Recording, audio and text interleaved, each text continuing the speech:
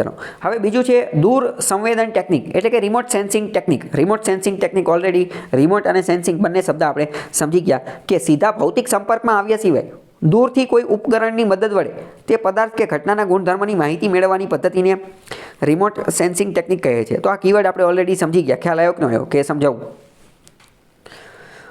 Remote sensing નામનો શબ્દ સૌ પ્રથમવાર જે છે એ ઇવલિન પ્રૂટ નામના વ્યક્તિએ વાપરેલો હતો 1960ની અંદર. ફેક્ચ્યુઅલ ક્વેશ્ચન પૂછાઈ જશે. ઇવલિન પ્રૂટ જે છે એણે રિમોટ સેન્સિંગ શબ્દ જે છે એ વાપરેલો હતો. રિમોટ સેન્સિંગ કીવર્ડ આપણે સમજી ગયા.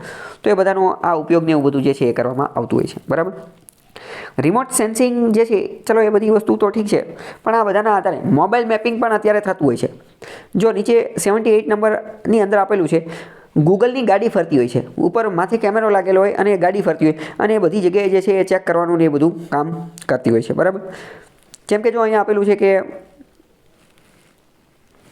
ચલો તો ગૂગલની ગાડીને એ બધું ફરતું હોય છે અને મેપિંગ વાન ગૂગલની મેપિંગ વાન જે ફરતી હોય એના આધારે આ બધું ચેક ને એવું બધું કરવામાં આવતું હોય છે. બરાબર.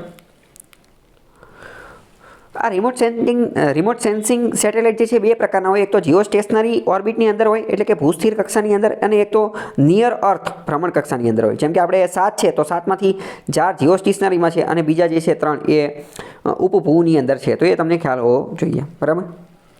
મોબાઈલ મેપિંગ વાન ને એ બધું નીચે આપેલું છે એના ફોટા ને એ બધી વસ્તુ. બરાબર. એના આધારે બધું એ ચેક કરવામાં આવતું હોય છે.